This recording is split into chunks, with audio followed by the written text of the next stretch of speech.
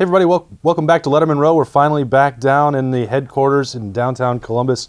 We've got Mike Hartline in the building, former Kentucky NFL quarterback, and then a long list of stops as a coach, now the offensive coordinator at Ohio Dominican.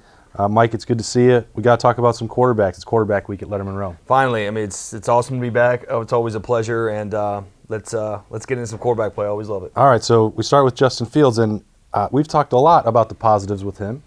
And one of the positives is the fact he's just got 3 interceptions last year. So we can break down those picks, what went wrong with those, but I think you got to take that number and feel pretty good about it if you're Ohio State. You have to, and a big part of being a quarterback, at least in my opinion, statistically, is the touchdown-interception ratio. You obviously want to have opportunities to throw it in the end zone, but are you keeping it away from the defense? Mm-hmm. Completion percentage is another big part for me as well. I don't care how many yards you throw for. I don't care how many times you throw it. Are you keeping it out of the defense's hands? Are you putting it in our guys' hands? So to only throw 3 in the entire year is very impressive. I think it's kind of like, I feel like we're nitpicking a Heisman Trophy finalist and then the favorite this year, but if there was one thing that people asked me about a lot last year was that it seemed like Justin Fields would hang on to the football maybe too long.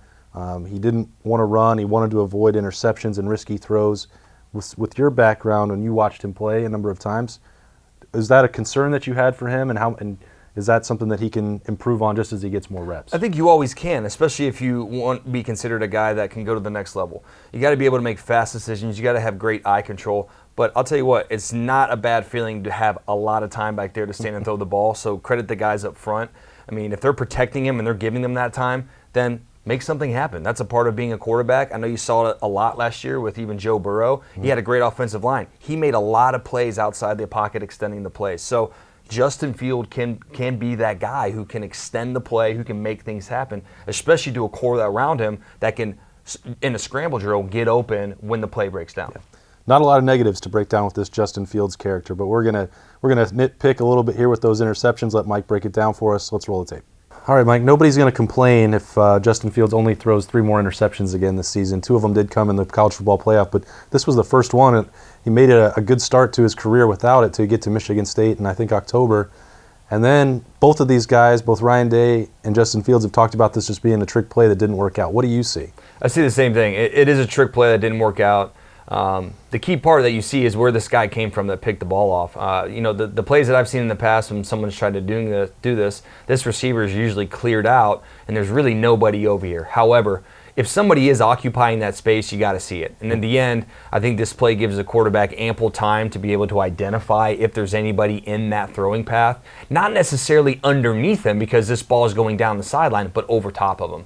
And he's got to understand that even if he gets a little pressure on a trick play, which I'm sure he's probably been told, if this doesn't work out exactly how we practice it, take care of the football, throw it away, live to fight another day. You got a little bit of pressure here. We understand that. But I think you got to see, maybe this is a busted route by the receiver. I'm not really sure. Yeah. But the way I've seen this before is this guy clears out, so there's no reason for anybody to be over top this throw to come back and pick it off like it happens. Yeah, because it almost feels like to me, and you know much better than me, that Justin Fields sees this and he knows that he should have what he needs with KJ Hill. So we're not going to point any fingers here because we don't know what the route is, but he almost throws it without a second thought. He's not even looking down the field. Well, it's kind of like a placement throw. It's almost like he's expecting that there's nobody should be over here. So I'm not sure if this is a busted route or not, but I would like to say that with booting out to the right to the field, we're not going to throw a corner route or anything back all the way over here, and we're going to give this drag wheel every single opportunity to be able to just throw up and let the guy go make a play.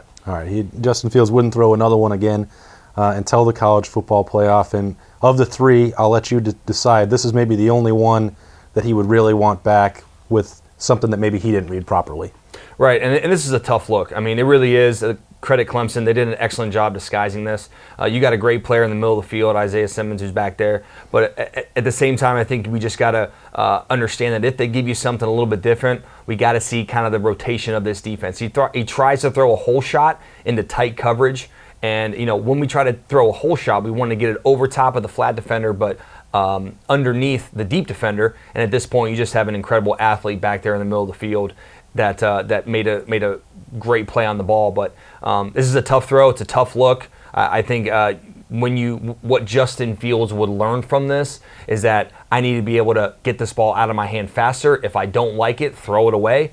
tuck it and run it, or maybe come back to the field and look to my secondary option. But as of right now, when them bringing the corner blitz and having a great disguise in the secondary, this is a tough throw, and it's a tough coverage to see. Yeah, it's probably just one you think about with not every defense has these kind of players, but when you're going to get to a national championship game potentially, or compete at the highest level, the margin for error gets a little bit smaller. It does, and don't get me wrong, Justin Fields can make this throw all the time. But we're at a situation right now where we're playing a really good defense, and we got to keep the ball out of their hands. And I think he just got to be a little bit more conscientious of this. It's tough. I mean, I'm sitting here criticizing a guy that only threw 3 interceptions all year. But at the end, I think we just got to say, hey, if something happens and I don't like this look, maybe I got to get this ball out of my hand and just kind of live to fight another day. You got great legs. You got great mobility. Maybe tuck this thing down and run and be able to identify it and evaluate it later on the sideline so it doesn't happen again. Yeah, you can tell that he knew right when he let it go that he wanted it back in his hand. Maybe if he doesn't have that big knee brace on, he does something different. Here's the one that everyone in Ohio State, fans in Columbus, and watching this game knew it felt like that was going to be the game winner. Chris Olave and Justin Fields, it worked so many times throughout the year. The communication wasn't there.